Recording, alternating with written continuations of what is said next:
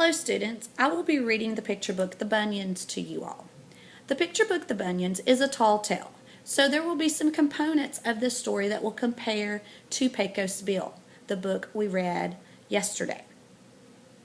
In this, just like Pecos Bill, hyperbole will be used to support that the story is a tall tale. Hyperbole is when a writer uses exaggeration to make a point.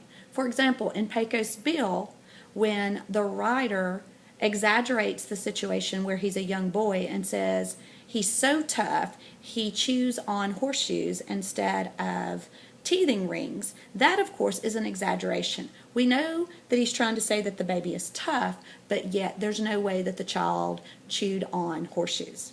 I'm going to be reading The Bunyuns aloud. While I'm reading, I will stop and think aloud my inner voice to allow you to hear some of the instances of hyperbole, other figurative language, and just some of the different connections and questions and anything else that jumps into my brain while I'm reading. The Bunyuns. One day, when Paul Bunyan was out clearing a road through the forest of Kentucky, a great pounding began to shake the earth. Looking around, Paul discovered an enormous hole in the side of a hill. The lumberjack pulled up an acre of dry cane and fashioned a torch to light his way. Paul climbed inside the hole and followed the sound underground for miles, until he came to a large cavern glistening with crystals. By the flickering light of his torch, he saw a gigantic woman banging a behemoth pickaxe against a wall. It was love at first sight. Now that reminds me of Pecos Bill and when he sees Slewfoot Sue for the first time. "I'm Carrie McEntee," the gigantic woman said. "I was sitting on the hill when my lucky wishbone fell down a crack into the earth. I've been digging all day trying to find it." With a grin on his face as wide as the Missouri River, Paul reached into his shirt pocket. "I've got one too," he said, pulling out his lucky wishbone. "Marry me, Carrie, and we'll share mine." I like that they had this moment where they found out immediately they were meant for each other, and there's a use of simile where they said that his grin was as wide as the Missouri River. Carrie agreed, and their wedding invitations were mailed out right away. The invitations were so large, only one needed to be sent to each state. Everyone could read them for miles. Well, that is obviously hyperbole. It's exaggerated. There's no way that one invitation could serve the entire state.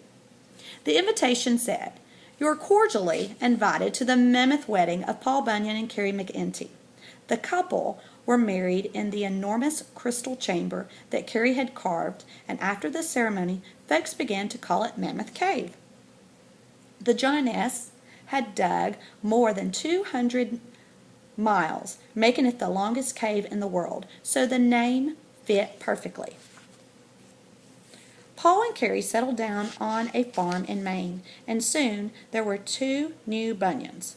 While Paul Bunyan traveled with his logging crew, Ma Bunyan worked the farm and cared for their jumbo boy named Little Jean and their gigantic girl named Teeny.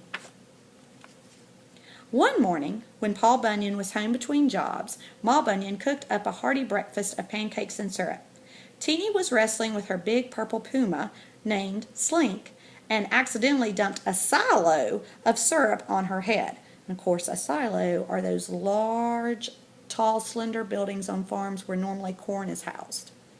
Teeny's hair was so sweet, bears crawled into it and burrowed deep in her curls.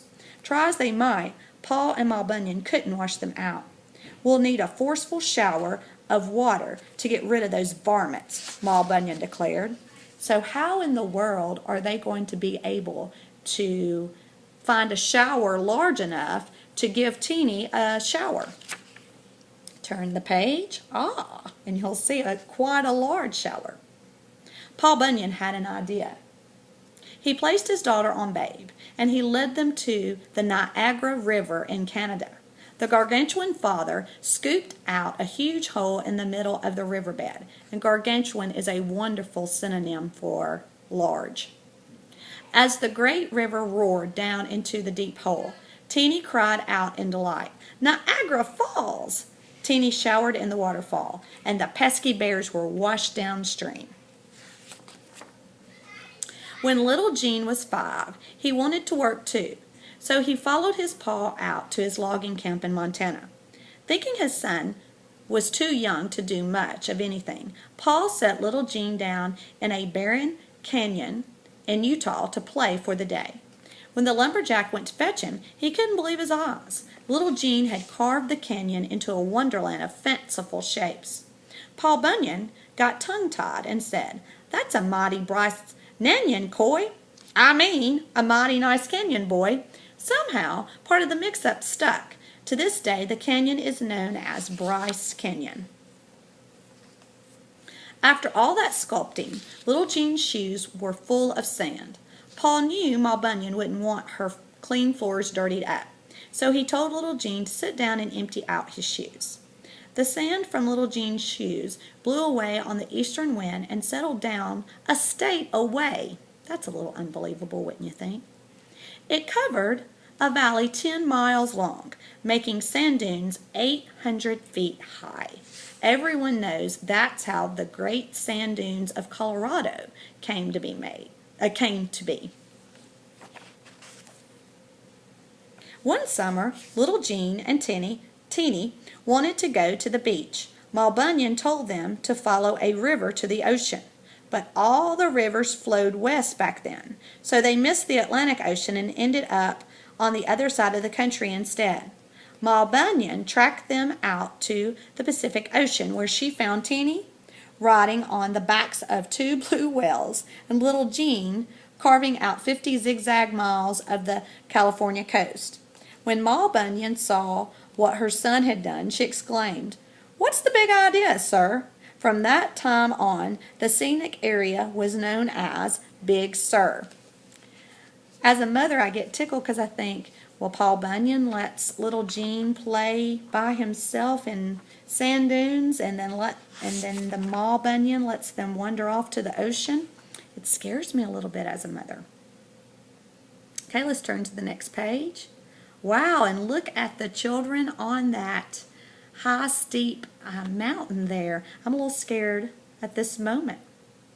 Ma Bunyan knew she had to put up a barrier to remind her children not to wander off too far. That makes me feel better.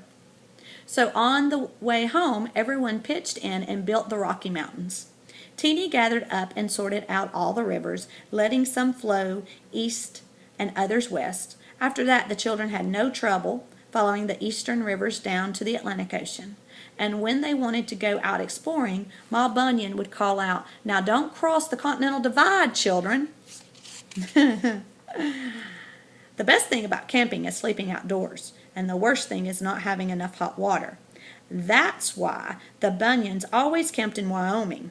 By the time their camping years were over, Ma Bunyan had poked more than 300 holes in the ground with her pickaxe and released tons of hot water from geysers. But Ma got tired of poking so many holes, so she made a geyser that blew every hour on the hour. After that, there was a steady supply of hot water to keep the giant's clothes and dishes sparkling clean. Teeny named the geyser Old Faithful, and to this day, Old Faithful still blows its top every hour in Yellowstone National Park. I'm sure that's a wonderful sight to see. I would love to see that someday. As our great country grew up, so did the Bunyan children. When the kids left home, Ma and Pa Bunyan retired to a wilderness area where they still live happily. Teeny hitched a ride on a whale over to England and became a famous fashion designer. Her colorful skirts, made from air balloons, and her breezy blouses cut from ship sails were a sensation at the first World's Fair in London. Little Jean traveled to Venice, Italy, where he studied astronomy and art. Every day, the gondoliers would take their passengers down the Grand Canal to watch the giant artist chiseling his marble sculptures.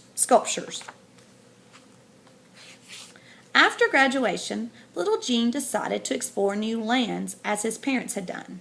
So he took 2 great jumps and 1 flying leap and bounded up into outer space.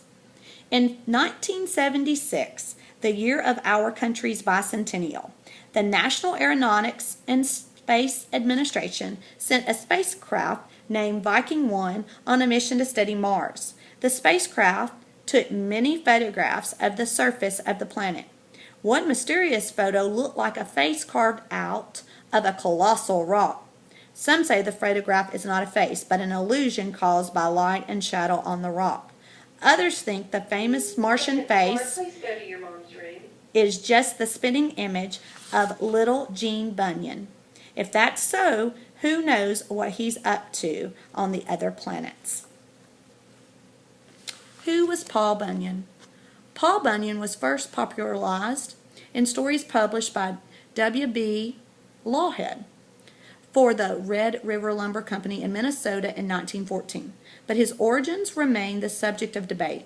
Wherever he originated, on the Pacific Coast, in New England, or in the Midwest, Paul embodies the hardiness and industry of the American pioneer spirit. Here are some of the natural wonders pictured in this book. Please take the time to look at this map so that you can pinpoint all of the different natural wonders of our country that was mentioned. And on the last page of this picture book it says, "Only time will tell." The end.